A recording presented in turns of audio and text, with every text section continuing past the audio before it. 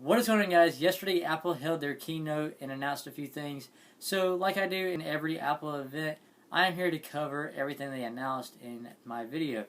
So the keynote started off with a video showing off customers walking into an Apple store and picking up the iPhone 6 and 6 Plus for the first time. So it was a really good video. After that video, Tim Cook took the stage to welcome us to the event, thank us for watching and stuff like that. He said they've had a great year. They've announced a lot of cool things, especially the iPhone 6 and 6 Plus, and they wanted to share a few more things with us before the end of the year. So he told us a few of the reviews on the iPhone 6, saying it was the best-selling phone, the fastest-selling phone in history, and he also said it was the most orders in the first month ever. He also told us by the end of this week, Apple will roll out the iPhone 6 and 6 Plus in 32 more countries, and it's the biggest iPhone launch ever.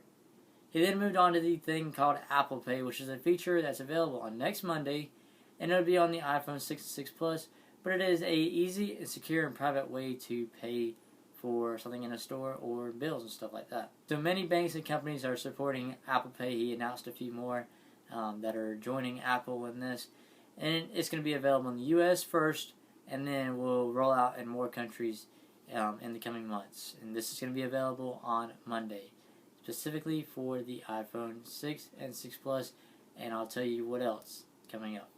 So he then moved on to the iWatch, talking about how he created an app called WatchKit. It's going to allow developers to customize the watch and just have unlimited things to do with it, see what they can do, and make the iWatch even more better and amazing than it already is. And like the other keynote, all Tim said was the iWatch will be available sometime in early 2015.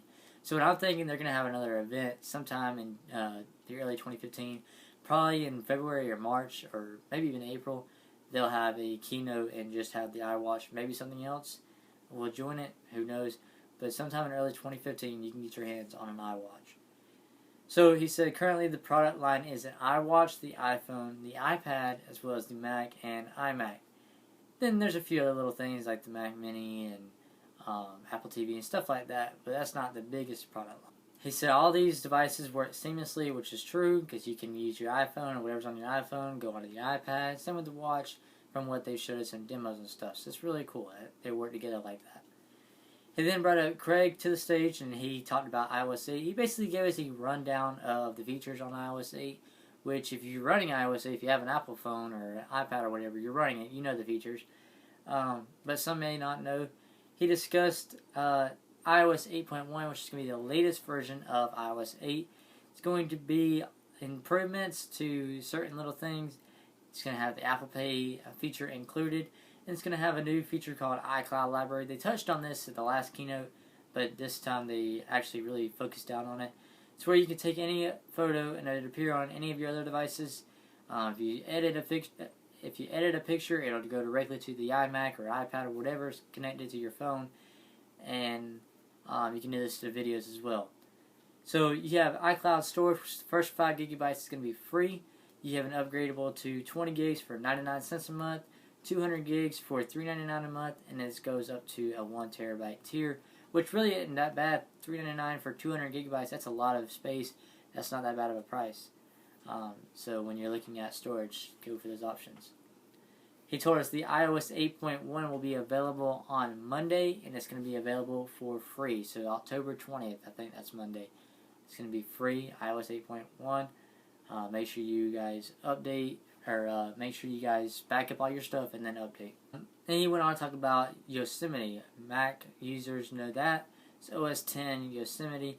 New design, new dock, different icons, notification center is better, Spotlight is more useful. I've never even used it on my iMac, but it looks like it's going to be a lot more useful, and I might use it now. Safari's been greatly improved. It's the fastest, 6 times faster than Chrome and other browsers that are out there. The email app's been improved. It's more functional. You can add signatures, and if someone sends you something, you can draw on it, circle things, send it back to them, and they know exactly what you're talking about. Messages also has a new design, a new look. It's much like that on the iPhone. Looks just like it. iWork also gets an update. It's going to be available today and for free. So iWork includes Keynote, Pages, Numbers, stuff like that. So make sure you guys check that out. New thing called iCloud Drive allows you to store anything on there, and it'll allow you to access it anywhere, your Apple devices, and it includes Windows. So you can go to iCloud.com or something like that and access it on your Windows. That's just a few things in Yosemite. With continuity, a new feature, you can go from working on one device and pick up right where you left off on another device. So say I'm on an email on my iPhone. It's too small, or I don't really like using the keyboard on an email, so I can go to the iMac. It'll show an icon.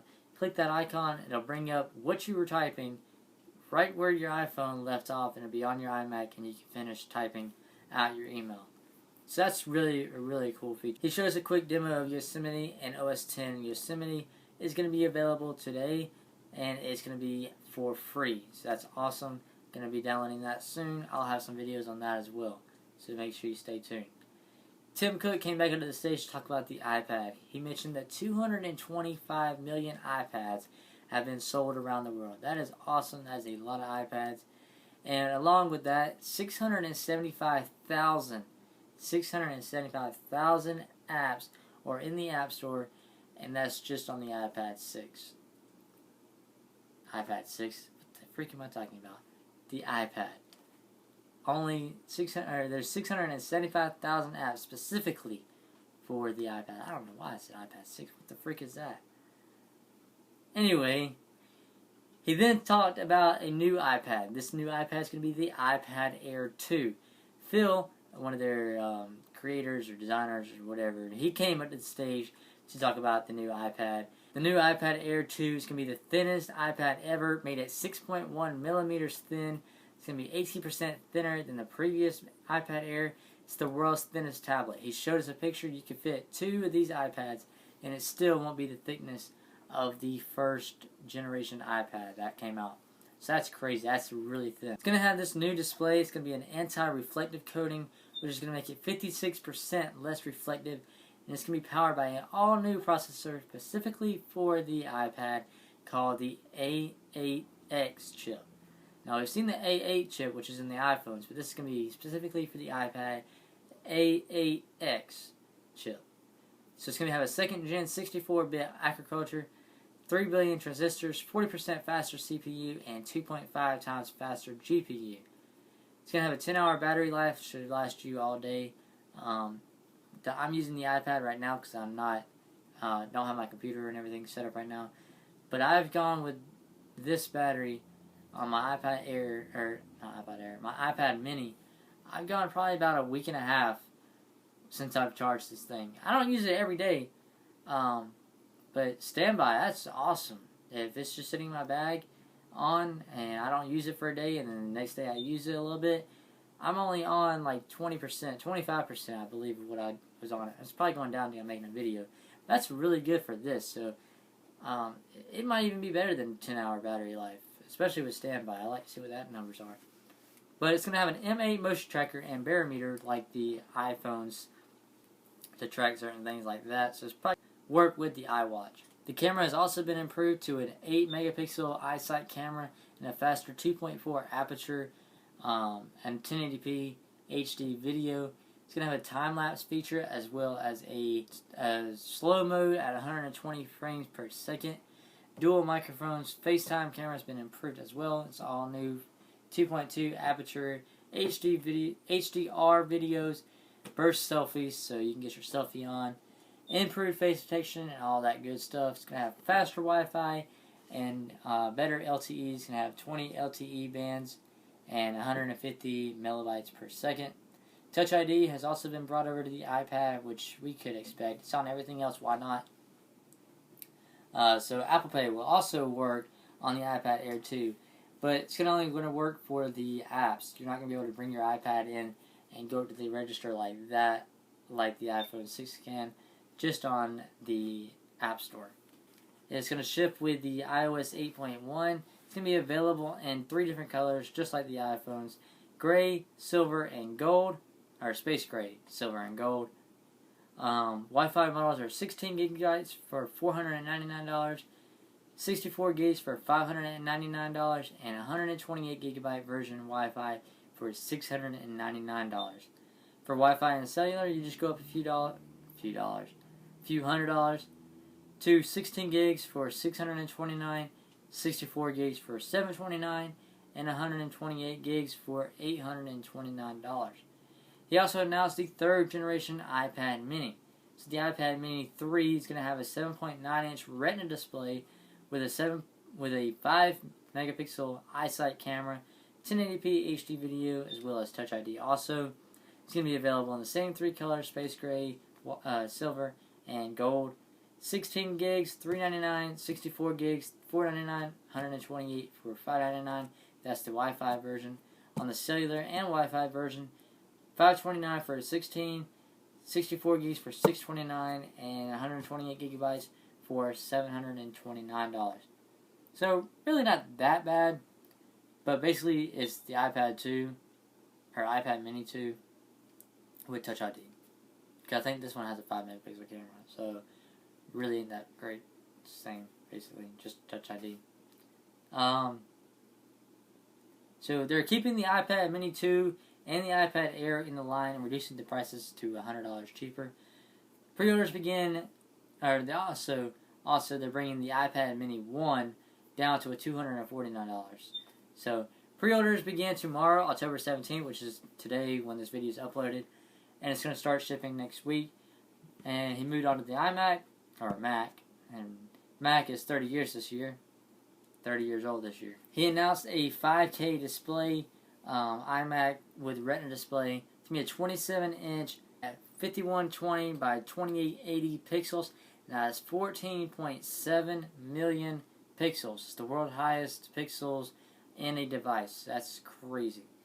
It's better than your 4K TV at home or your 1080p computer or TV at home. It's going to be packing a 3.5 gigahertz quad-core i5 Intel processor, which is upgradable to a 4.0 gigahertz quad-core i7 processor. It's got AMD Radeon R9 M290X chip, which is also upgradable, and it now has Thunderbolt 2. It's going to have a Fusion drive, 8 gigabytes of memory, and a terabyte of storage space. The iMac 5K will be $2,499. Now, if you think about it, that's really not that bad of a price because 4Ks go for like $2,500, $3,000, and could be ranging for more. Samsung and all those 4K TVs, they're expensive. This has 8 gigabytes of memory and a terabyte of space. That is a great deal. I think if I had that kind of money, I would definitely be getting it, but I don't. So I won't be getting it anytime soon, if ever. So, it ships today, so you can go out right now and buy one. iMacs are going to be now the 21.5-inch regular model for $1,099, 27-inch for $1,799, and then the 27-inch 5K display for $2,499. So that's pretty good. They also updated the Mac Mini. We haven't heard anything about that. Some people don't even know what a Mac Mini is. It's essentially an Apple TV that is a desktop. That's the way I look at it. It's 4th gen Intel Core processor going to be added to it with 2 Thunderbolt 2 ports. And it's going to be the world's most energy efficient desktop. It's going to be starting at $499, which is $100 less than it used to start out at. And it also ships today, October 16th. Today the video is going to be uploaded on October 17th, but the keynote was yesterday. So there's that. So Tim Cook came back to the stage to close things out. So basically we heard OS X 10 Yosemite out today. iOS 8.1 and Apple Pay coming out on Monday. The iPads and Macs, they ship out either today or next week, whatever. And Mac Mini update. The iWatch will be out early 2015. So yeah, basically a rundown of everything they announced at this event. Probably going to be the last event of the year. We'll probably have one in the beginning of next year for the watch, but that's all I had for you guys today. Hopefully you did enjoy. If you didn't know, I cover all the Apple events whenever they're done. I try to cover them live if I'm not working. If I'm at work, I cover them as soon as I get off. This year, or this event, I just had some things going on yesterday afternoon, That's why this video is going to be uploaded on October 17th, and I'm sorry about that, guys. So subscribe for more videos. I cover these events. I cover a lot more. I cover unboxings. I go on vacation. I throw in some vlogs. I do all kinds of things, guys. So make sure you stick around. Make sure you subscribe. If you enjoy this video, if it helps you out in any way, click that like button. I really appreciate it. It helps me out a lot. And leave some comments down below. Let me know what you guys think about Apple's event and all that good stuff. So I hope you guys enjoyed. I'll see you guys in the next video. Thanks for watching. Peace out.